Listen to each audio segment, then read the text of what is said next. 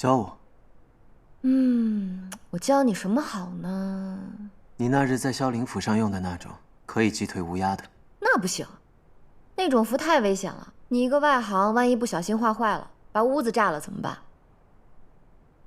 不怕一万就怕万一，就凭你叫澹台烬，我就不会教你能杀人的符咒。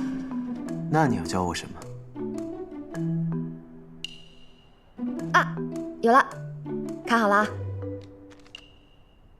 我今天先教你这个。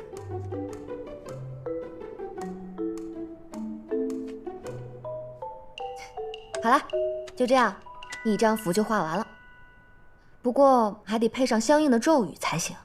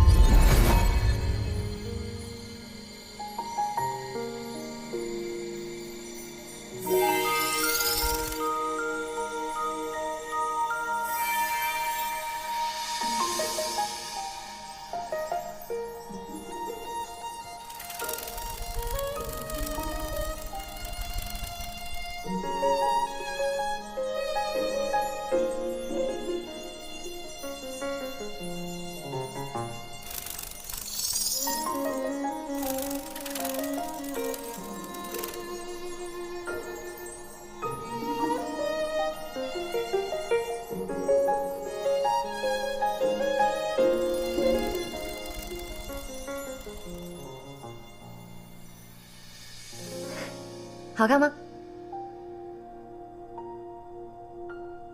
这符咒有何用处？此符名唤剑声。我小的时候啊，总是要闹着跑出去玩。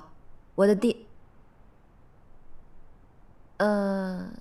有个仙君，便教了我这符咒，即使待在方寸之地，也能神游天地，而且每次画都能看到不同的风景呢。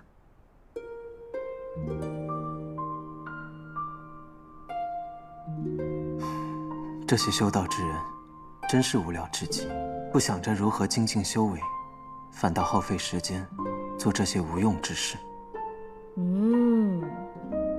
此言差矣。先者云：身心意谓之三家，三家相见者，单成也。虚其心，则神与性合；静其身，则精与情济；意大定，则三元混一。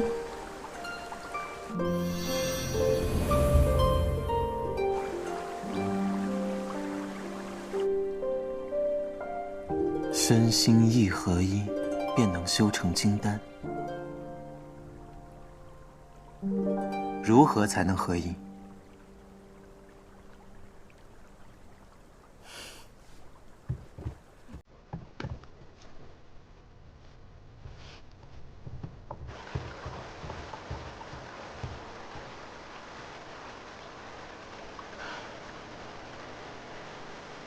精化为气者，由身之不动；气化为神者，由心之不动；神化为虚者，由意之不动。灭情思，绝爱恨，方能见宇宙，见众生。这便是无情道的不二法门。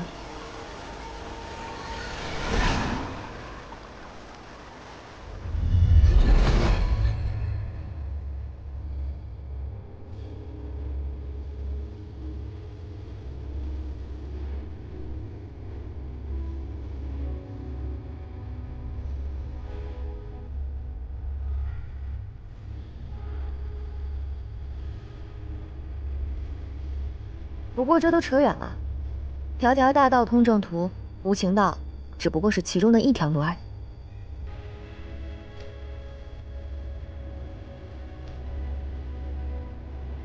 好，我学。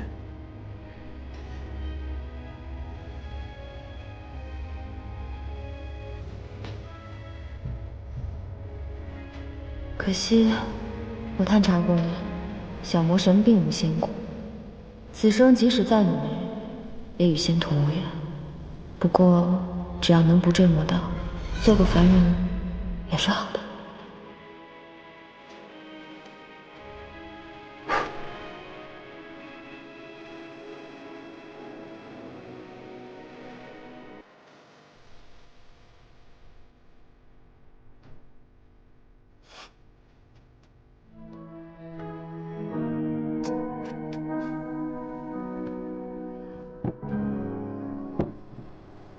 叶希雾，你看我这符没画错吧？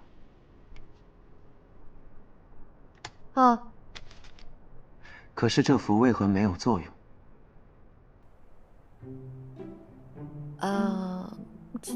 这画符也不是100%能成功的。你第一次画符能记住图案就已经很不错了，何况这剑生符啊，看见的是这世间至纯至美之物，念咒时要心无杂念，特别是要心无恶念，才可能成功。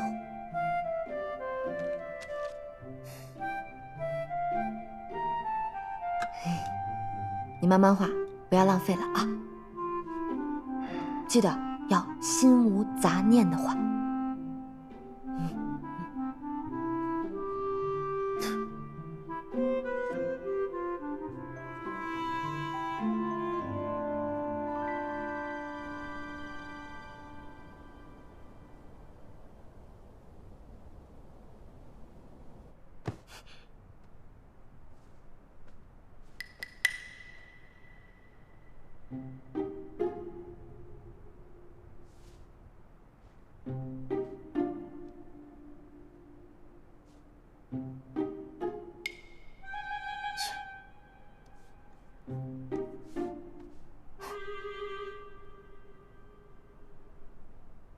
教我画符，自己倒是先睡着了，真有你的！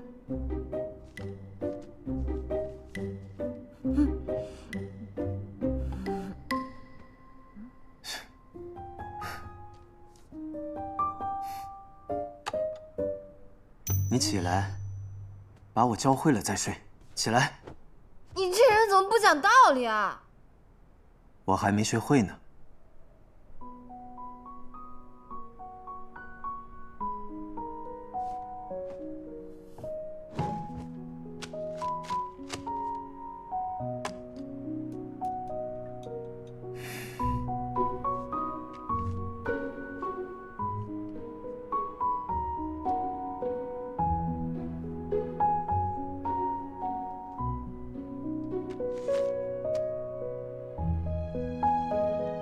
你这不是剑圣符。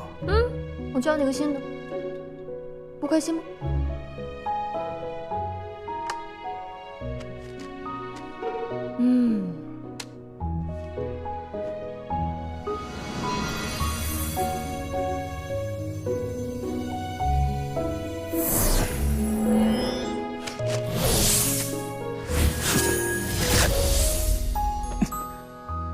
叶希雾，你在做什么？你放开我！你怎么一画起来就不知道休息呢？你干什么？你要是整夜的不睡觉，会死掉的。叶希雾，你乖啊，我们明天再学。叶希雾，你放开我！嘘，安静。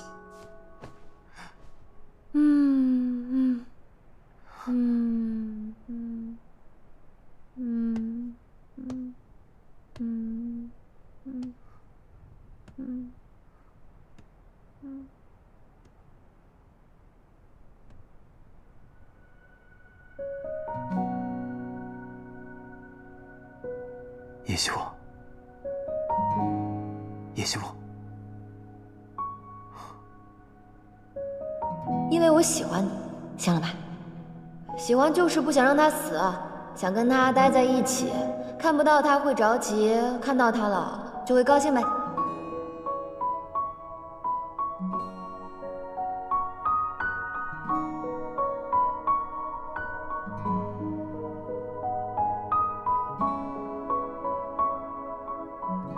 方寸海纳，一动神随，即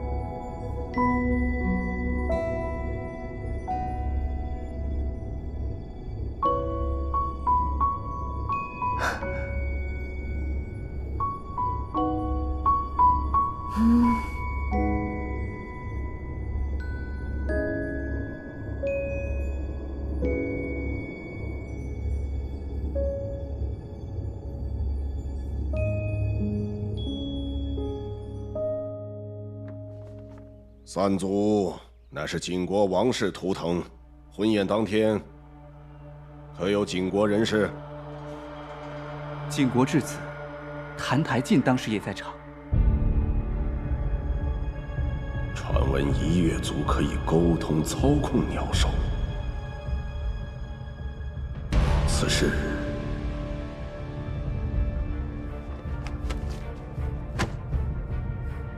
此子蛰伏多年，心机极为阴沉，留着终究是个祸患。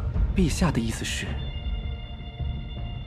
不要他的人头，做得隐秘些。奴婢明白。陛下，叶萧次子叶青羽今日从边关回来了。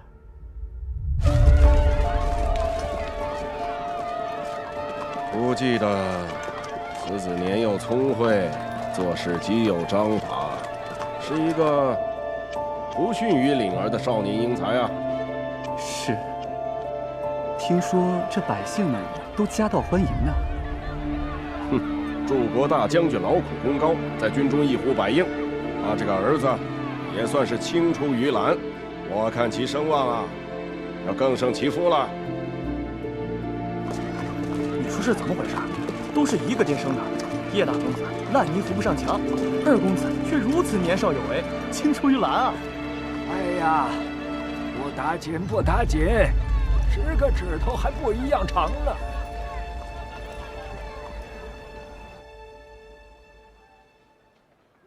切！谁在念叨我？二弟快回来了吧？今天天不亮下来就开始鸡飞狗跳，全家上下一刻都不得安生。我站不住了，哎呀，可累死我了！我还是个有伤在身的人呢。二少爷回来了。二少爷，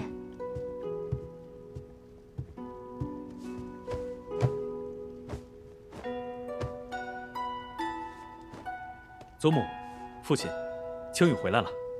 老天保佑，终于把你平安盼回来了。青羽不孝，不能与祖母、父亲膝前承欢，请父亲责罚。什么罚不罚的？你是替大圣守江，还有比这更荣耀的吗？你虽不能在家尽孝，却对得起列祖列宗，对得起大圣百姓，爹，自豪得很。快起来吧！起来，起来！来吧，来吧，赶紧吃，赶紧吃！好不容易把你给盼回来，不要一进门就罚来罚去的。二姐怎么不在？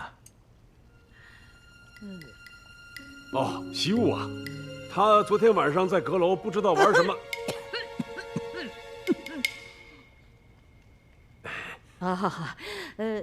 青羽啊，你二姐这几日苦读诗书，那叫一个废寝忘食，大概是忘记饭点儿了。待会儿叫人给她送些饭菜就是了。对对对，不妥。祖母、父亲都等在这里，岂有小辈缺席的道理？青羽呀，西雾她还是个孩子。她已年过20，嫁为人妇了。哎，反正西雾已经嫁出去了。她嫁不嫁，一言一行代表的，都是我们叶家的家风。这个，我这几年虽在边境，亦有耳闻。二姐恶名远扬，平日里虐打奴仆，将大姐推入水中，又在宫中醉酒失身，不清不楚嫁了人。对呀，二弟，你就该管管叶习武。你看看我这身伤，就是前些日子6殿下成亲，府上闹妖娘，他把我们晾在外面，竟然冲回去救他男人，胳膊肘往外拐，这算什么叶家子孙？大哥，你身为叶家儿郎，不知营救他人、保护姐妹就罢了，竟还有脸指摘二姐。二姐好歹是在救人，你这身伤是为了保护何人所致呢？我好饿，我头好晕啊！哎呀，我什么都听不清楚了。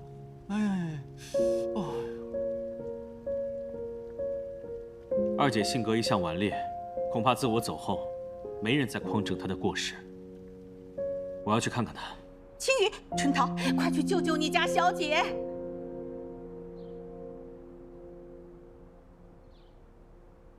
叶希雾，快起来了，有人来了。我再睡会儿。有人来了，该吃饭了。再睡会儿。跟春桃说帮我留口饭。荒唐！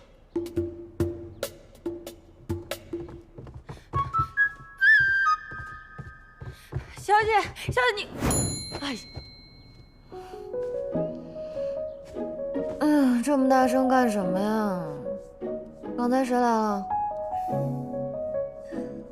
你弟弟叶青羽。是啊，小姐，您怎么还睡在这儿？二少爷今天回来了呀。二少爷他回来跟我有什么关系啊？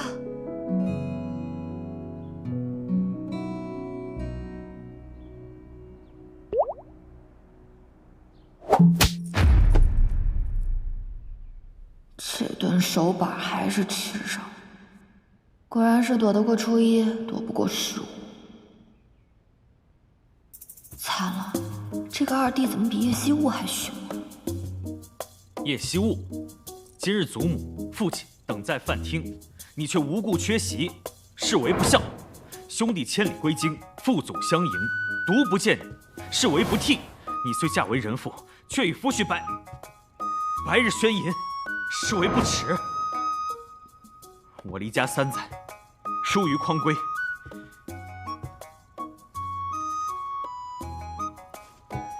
你竟长成这般恶行恶状！青羽，愧对叶氏门楣。我知道错了。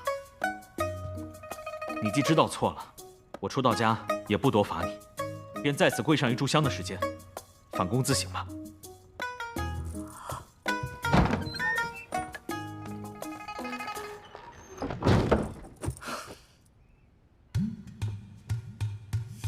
哎呀，小姐你快跪好！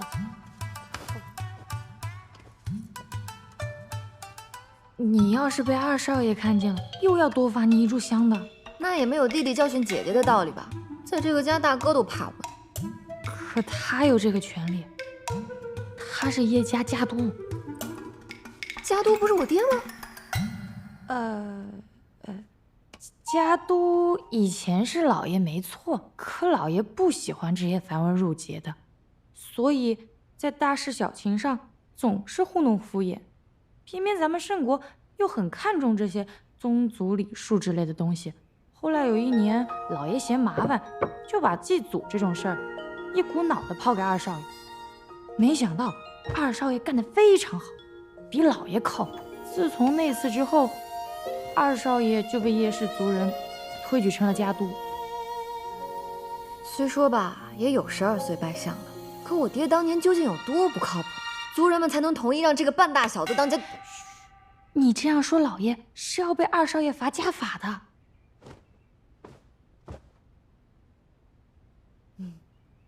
那我二弟他什么时候走啊？最少也要过完年后吧。哎，小姐，小心。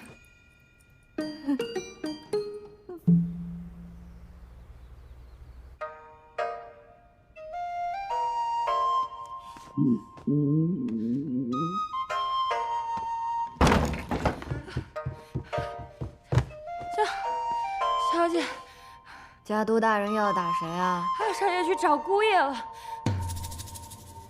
叶青羽如此凶神恶煞，倘若真被他发现谭台烬是个坏胚，还不立刻铲除？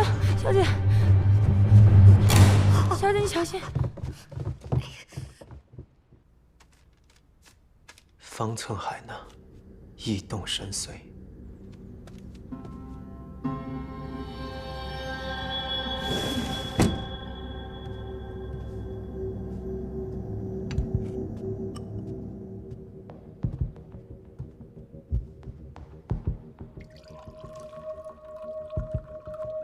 澹台殿下，久仰。二公子口中的久仰，恐怕不是什么好事吧？众口可以铄金，但叶某信眼见为实。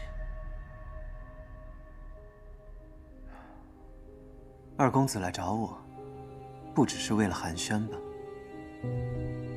一来是替我二姐的所作所为向你道歉，二来是想请澹台殿下日后一同用饭，三来二姐鱼丸不成体统，还望殿下日后不要由着她胡闹。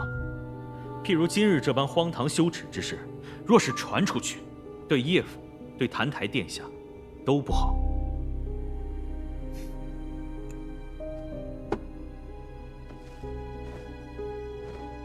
羞耻之事，二公子为何不直接说？究竟是何事？不提也罢，你们的闺中之乐本就不是我该智慧的。不过，眼下倒有另一桩事，想向澹台殿下请教。何事？方才，澹台殿下是在念咒吗？你听错了。我曾在逍遥宗修道3年，术虽不精，可念咒施法之事还是识得清。此事我二姐可知晓？我父亲可知晓？叶惜物知不知晓？你为何不直接去问他自己呢？我与二姐自小一道长大，她虽然性情恶劣，心思却粗疏，极易被人蒙蔽。澹台殿下，听闻近来京中屡屡生乱，妖祟横行，与我何干？宣城王府大婚之日遭难，许多地方至今还亟待修缮。我大哥重伤未愈，就连我父亲柱国大将军都受了伤。可我听闻，澹台殿下当日也在场，可却毫发未伤。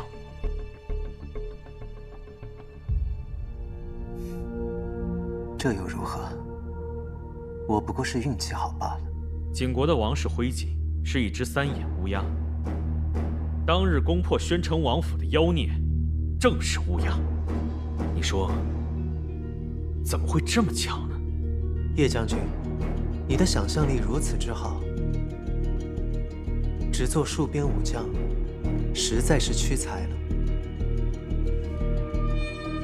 澹台殿下，我有一术，名曰观骨，可看其根骨本性。你可愿意一试？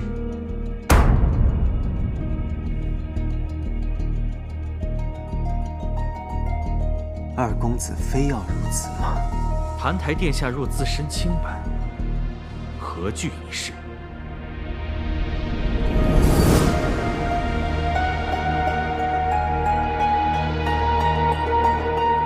二弟，哎，你误会了。一炷香的时间这么快就到了？没有，我马上就回祠堂补上。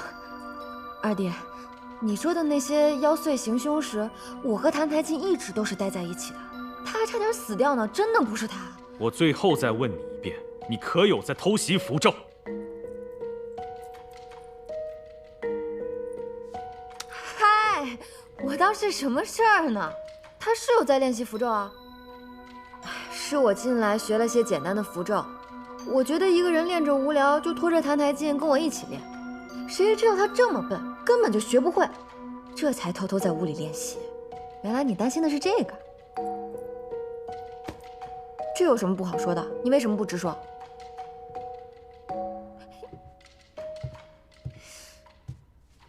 学符咒？你又是从哪里学的符咒？哦，前段时间京里不是闹妖怪吗？我就让庞博士教了我几招。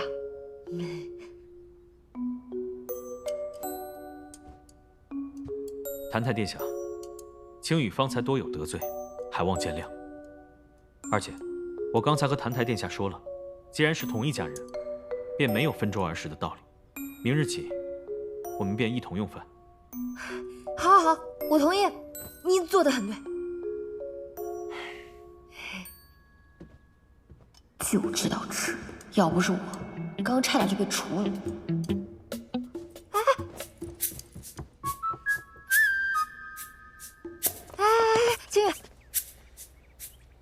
说起来，你也会仙术吗？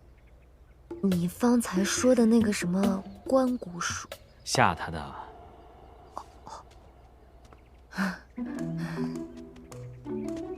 吓死我了！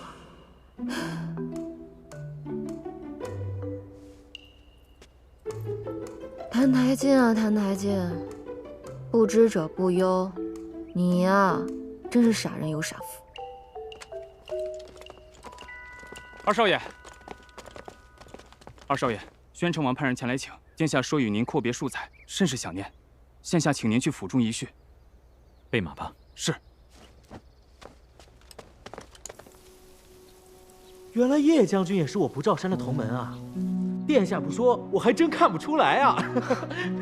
圣国的官宦子弟啊，无论有无天赋，家中总爱送他们入仙山修行几年，也算是一桩习俗了。庞博士看不出来也是应该的。我与殿下不同，并没有什么修丹问道的天赋，只合在军营中舞刀弄枪。叶将军可真是说笑，你这样的人才，都说自己没有天赋，那我岂不是你们大圣的米虫了呀？啊！我听闻景国国君已经暴毙，若消息是真的，不知天下风云又要如何变幻了。将军何须担忧？澹台无极重病暴亡，王位就要落在澹台明朗之手。听闻此人多疑多怒，日后继位，恐怕该担心的是景国自己。所谓兴，百姓苦；亡，百姓苦，古今皆是如此。殿下，景国虽是敌国，可他们的士兵、百姓，也都是血肉之躯，与我们并无二致啊。叶将军如此胸怀，是领浅薄了。我为加官守将，受朝廷俸禄，自当尽心竭力守护圣国江山。但从心底，我只希望天下再无烽烟，有朝一日能够重归一统。可两国相持已久，不知何年何月哪位雄主才能由此破例啊？殿下，若你将来做了大圣之主，我……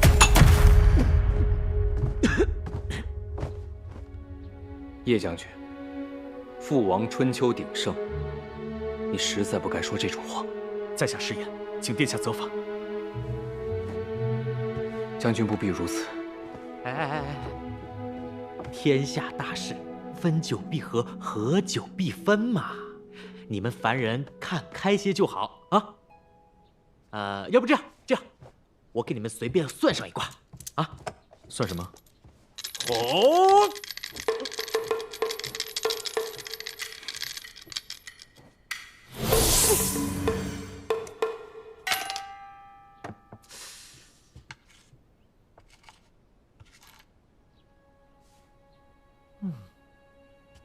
怎么？若按这卦象，能结束乱世、平定天下、造福万民之人，如今就在这圣都之中啊！啊，让我再算算，再算算。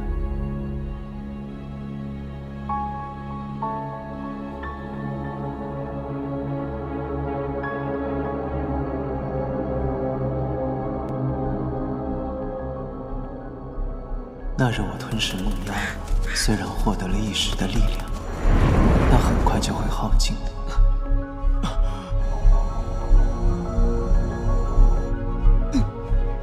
我身体对妖力的渴求，仿佛是无穷无尽的。这到底是为什么？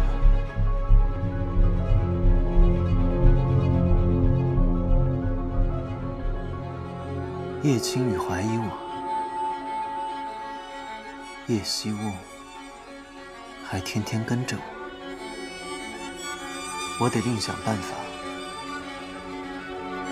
寻找新的妖力。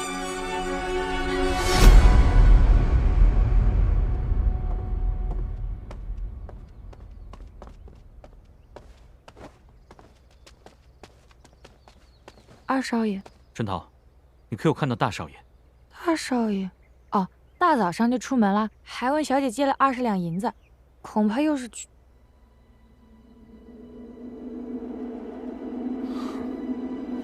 好你个叶泽宇！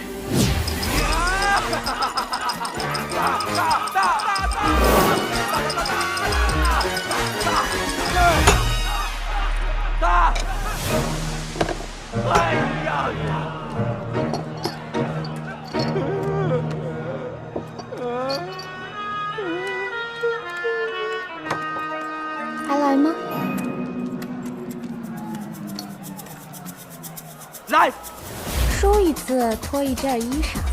叶大公子刚刚已经赊了一件，要是再输一件，可就要第四不挂了。脱就脱，你个姑娘家都不怕看，我能害怕脱吗？来，那就来吧。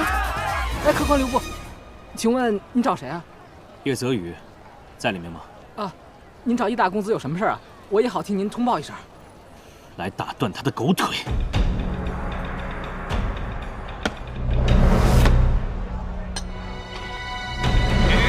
列祖列宗保佑，千万要赢一回啊！你们也不想看到孙儿给你们丢人现眼吧？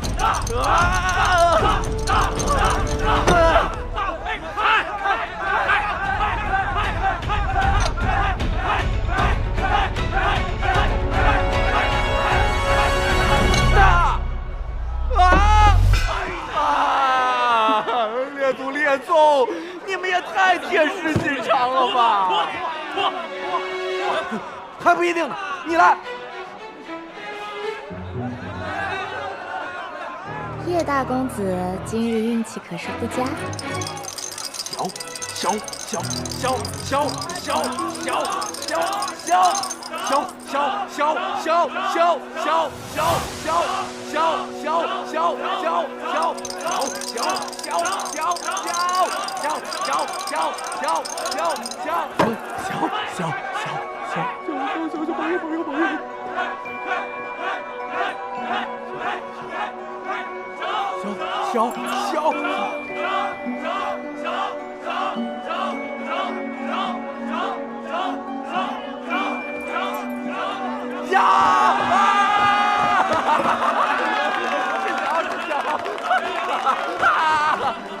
这次轮到你脱啦！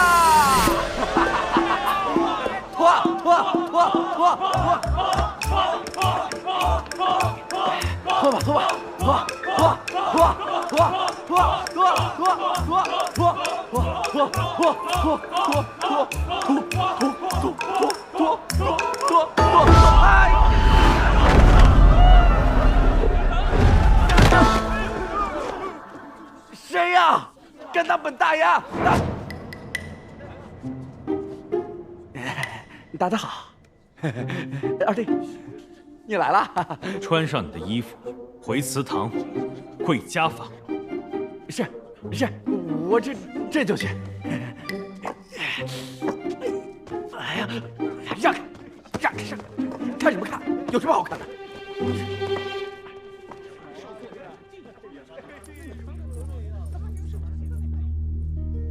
那个叶青羽似乎真的有些本事，不得不防。符咒之术进展缓慢，还易被发现，远不及妖丹有用。适逢年节，街上鱼龙混杂，适合出门游猎。但是叶惜乌肯定不会让我出去的。谭太监，我们出门买年货去。哎，你自己要去讨麻烦，还叫上我做什么？我又没让你拉车，推三阻四干什么？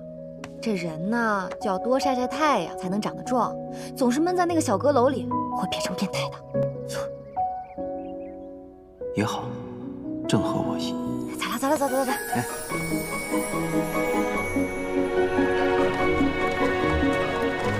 原来人间的节庆这么热闹。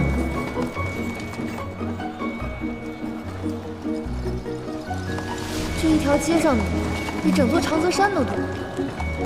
春堂，我们下去逛逛。哦，小姐，那个也好吃。你就知道吃。年关将至，这街上人来人往。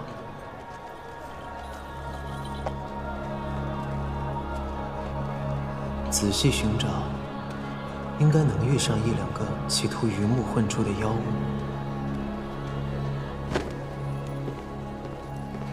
公子留步，你的斗篷还在我这里呢。斗篷就赔给姑娘了，在下替家兄赔罪了。你是你，他是他，他欠我的，你替他还，算怎么回事？那他还欠我一件衣裳呢，难不成你这个做弟弟的要替他脱给我看吗？况且他欠我的银钱，不仅仅只有一件衣裳这么多。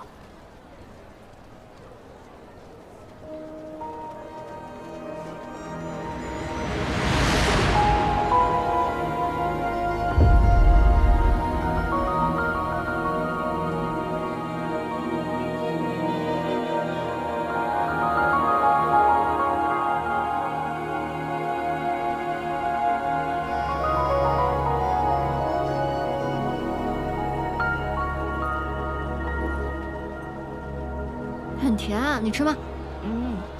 那我都吃了。今天好多人啊！明明可以感受到妖气就在附近，可是它究竟藏在哪里呢？好吃的栗子嘞，来看一看。板栗，走走走走走。哎，姑娘，要来点栗子吗？来一份，来一份，来一份。哎，好嘞。哎，去哪儿啊？看看嘛。来尝尝这个，你尝一下嘛。你看看你，整天闷在那个小阁楼里，跟出来晒晒太阳会化了似的。你就应该多出来走走，吃点好吃的，开阔心怀。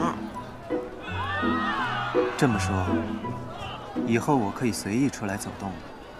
可以啊，不过我得陪着你，万一你走丢了怎么办？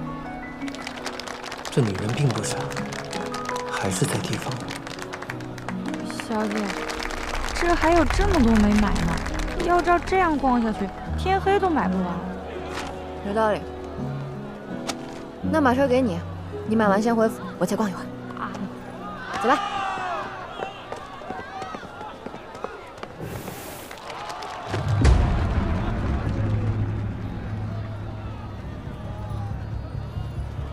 都处理干净了。是，那个叶家二小姐现在与殿下形影不离，那些人应该不会再有机会对殿下下手了。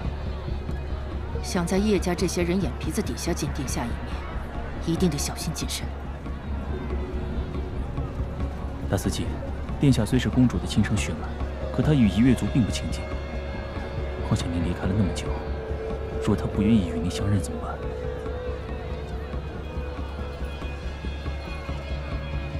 不仅是为了夷越族，更是为了他自己。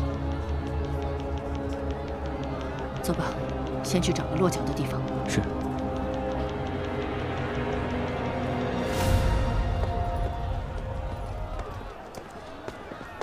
哎，谭太监，谭太监，这是什么？不知道。这个呀是泥哨。小时候谁没玩过？难不成二位是神仙下凡，不食人间烟火？我倒真是下凡来了，没想到小魔神也不认得。他自小就过得如同囚犯一般，谁会给他买玩具呢？给您。看他一路四处张望，一副没见过世面的样子，恐怕跟我一样，是头一次出来逛庙会。谭太监，要不我给你买一个吧？叶希沃，你是小孩吗？自己想买，还拿我作为借口。我买。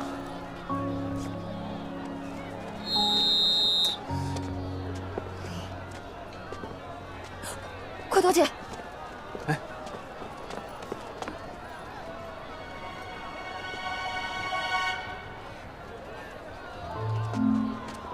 没想到二弟平时不苟言笑的，竟然也出来逛街。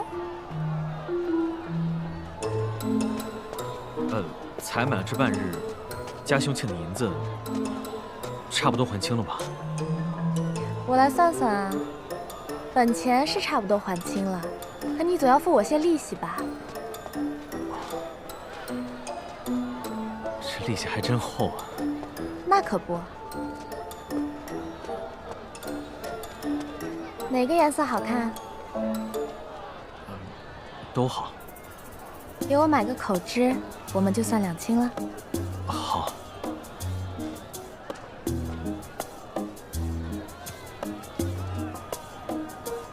那你帮我涂吧。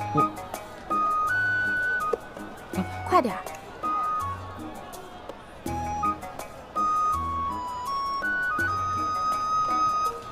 我闭上眼睛不看你笑话，总行了吧？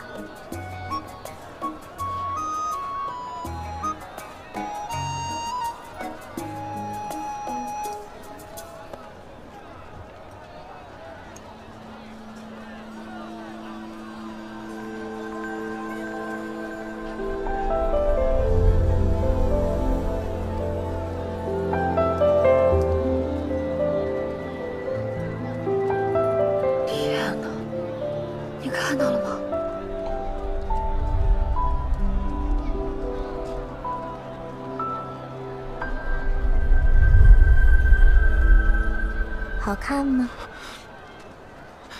我没认错吧？这是我们家家督大人吗？热闹看够了吗？转过来了，转过来。我就这2个吧。啊，这2个，行，慢走啊啊！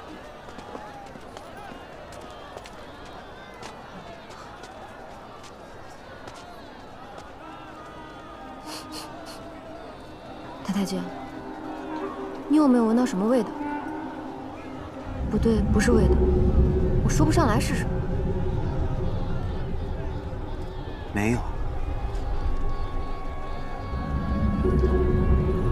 这就是那股妖气的源头。终于找到它了。若能取了他的妖丹，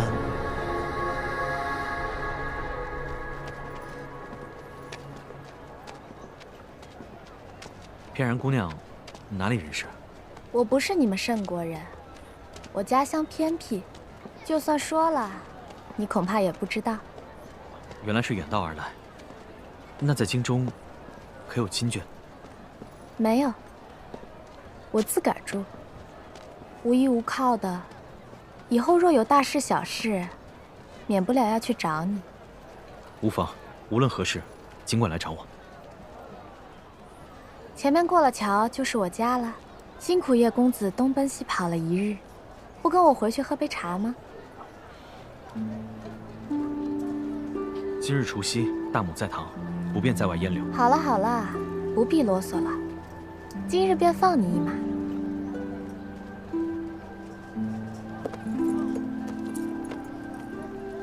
那叶公子记得得空来取披风。告辞。叶公子，记得你又欠我一杯茶了。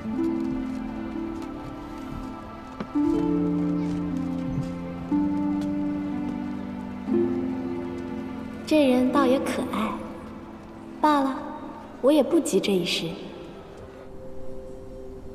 这件祖母穿刚好，这件给阿爹，这个也要了。春桃穿着正好。掌柜的，都打包起来。想想还差什么？哦，还有叶泽宇，你进来。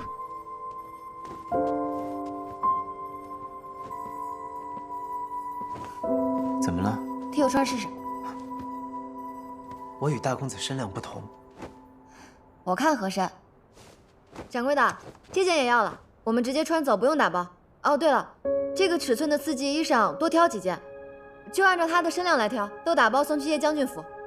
哎，好。叶惜我，给我的。我之前不是答应过你要给你买一件新的吗？我忘了好些日子，你对不住。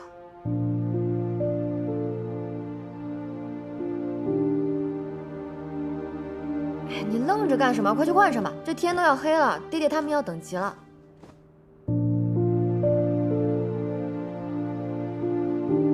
快去啊！快去！快换上啊！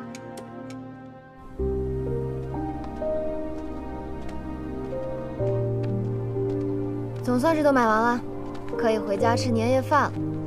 我带你出来还挺有用的。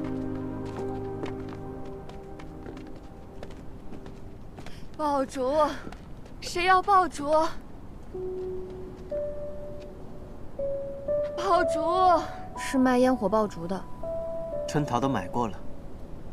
买点爆竹吧，再多买几个也不要紧。叶希沃，姑娘，买点爆竹吧。姐姐，你篮子里的爆竹都卖给我吧。啊，我这爆竹是我自己手工做的，不太好看。没关系，我就喜欢这样的。多少钱？你给我30文吧。不，你给我20文，20文就可以了。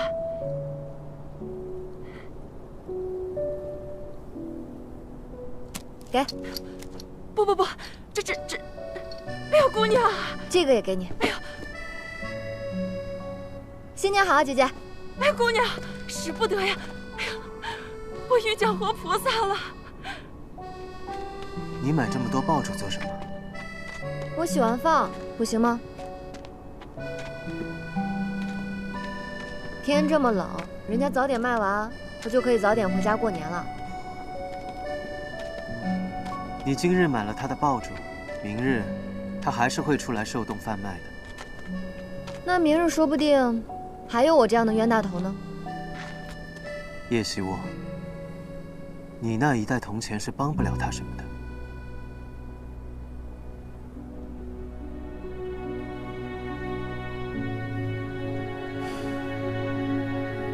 你说的对，这世间的痛苦是无穷无尽的，我什么也改变不了。